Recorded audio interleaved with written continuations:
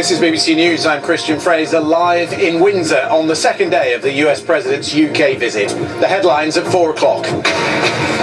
Hand in hand, Donald Trump and Theresa May have just finished holding a joint press conference at Chequers. The President said the relationship with the UK has never been stronger. There was also glowing praise for the former Foreign Secretary.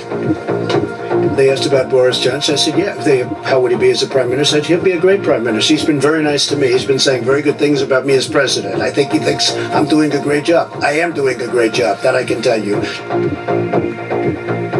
I'm Norman Smith at Chequers, where President Trump has dismissed claims he criticised Theresa May over Brexit as fake news and praised the Prime Minister as an incredible woman. I don't know what they're going to do, but whatever you do is okay with me. That's your decision. Whatever you're going to do is okay with us. Just make sure we can trade together. That's all that matters. The United States looks forward to finalizing a great bilateral trade agreement with the United Kingdom.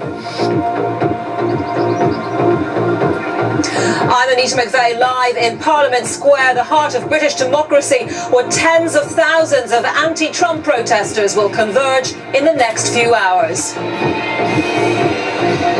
This is the scene live in central London as people continue to march in protest at the President's visit. The President has left Chequers and is preparing to travel to Windsor, where he and the First Lady will meet the Queen.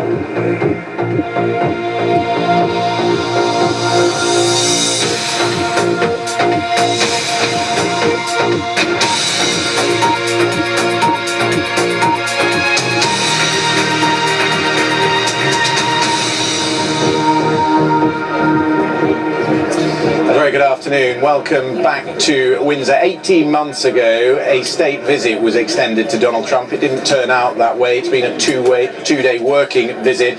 But this afternoon, in about 50 minutes' time, he's going to arrive here at Windsor to meet the Queen. They're going to have tea for half an hour. No question, that is the highlight of this visit as far as Donald Trump is concerned. There might not have been the state dinner, might not have been the carriage procession up the Mall, but the pictures of him here meeting the head of state, the monarch, in the grounds of Windsor Palace is very much what he wanted. And of course, that is an equivalent to President Obama, who was here in 2016. So they're on the same level. And we know that that is very important, of course, to Donald Trump. So what you're going to see in the next hour is Marine One arriving on the lawn up the eastern side of the castle. So he's not going to see the protesters who are just behind me around the corner near the Victoria statue. He's going to come in the opposite side of Windsor Castle, and he will be driven into the quadrangle where the Queen will be waiting for him. But of course, this afternoon he has been at Chequers. He's been meeting Theresa May, and we've just had in the last hour a quite extraordinary press conference where on one hand he was praising Theresa May and saying she's doing a terrific job, but on the other saying that he didn't particularly like the Brexit strategy. I don't really mind what you do, he says, but just make sure that we can have a trade deal at the end of it. And there you see them holding hands. The interesting thing is that whenever President Trump walks up and downstairs with Theresa May, they hold hands. He seems to be imbalanced when he goes down those steps. And we saw that, of course, in the colonnade area of the White House when he held her hand on their first meeting just over 18 months ago. Just had some detail, actually. I'm just looking at it. This is a gift that the Prime Minister presented to the President when they met. It's quite interesting, and it sort of speaks of why there is this close affinity between the President and the United Kingdom. It's an illustrated ancestral chart they've given to him of the Scottish heritage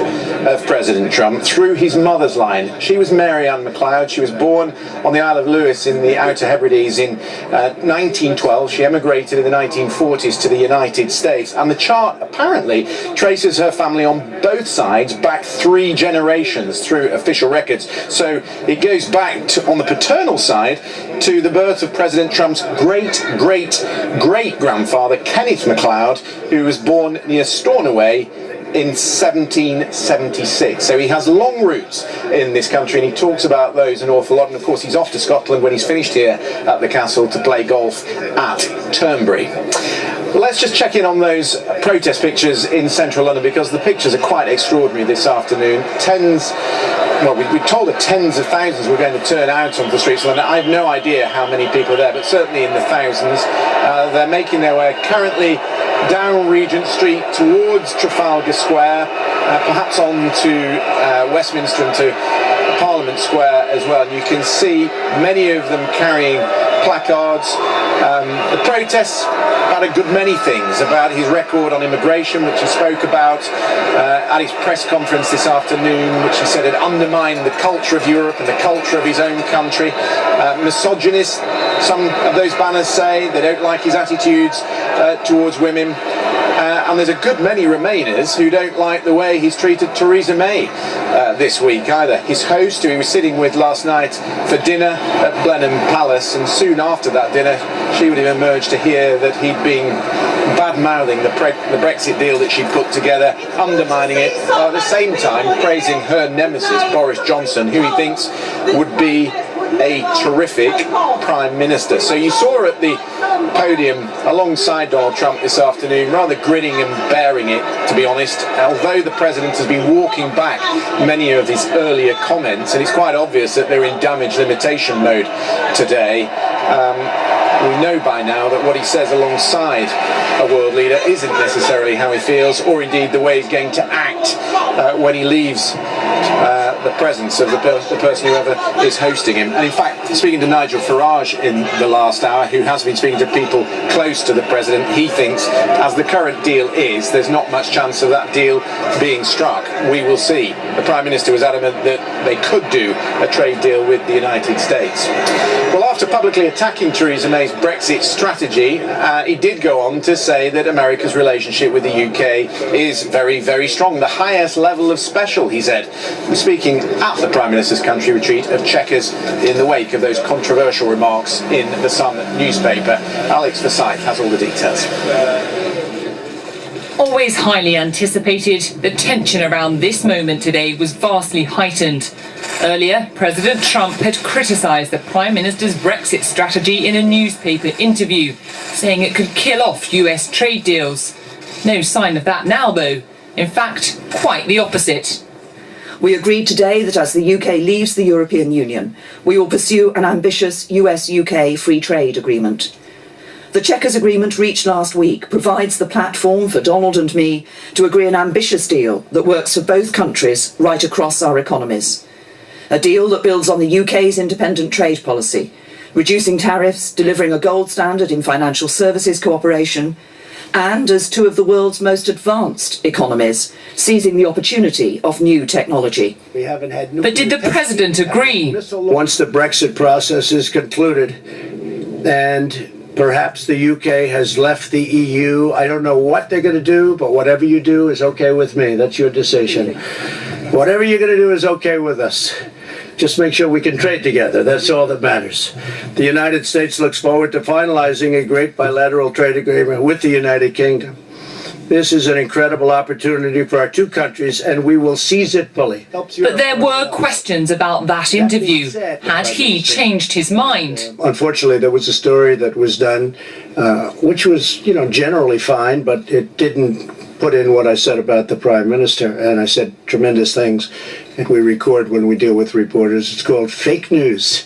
We solve a lot of problems with the good old recording instrument. But what happens is that, look, the Prime Minister, as I really just said, she's going to make a decision as to what she's going to do. The only thing I ask of Theresa is that we make sure we can trade, that we don't have any restrictions, because we want to trade with the UK, and the UK wants to trade with us. Theresa May was clear too. There will be no limit to the possibility of us doing trade deals around the rest of the world once we leave the European Union, on the basis of the agreement that was made here at Chequers and that I've put forward to the European Union. And just to be clear, that is an agreement that delivers on the Brexit vote that we had in 2016 here in the UK, that delivers what I believe is at the forefront of people's minds when they were voting to leave the European Union. The pair had met earlier for formal talks. That interview in the background. Donald Trump had suggested in The Sun that Theresa May's Brexit negotiations had fallen short. I would have done it much differently. I actually told Theresa May how to do it, but she didn't agree with it. She didn't listen to me. She didn't listen. No, I told her how to do it. That will be up to her to say. But I told her how to do it. She wanted to go a different route. His comments landed with a thud.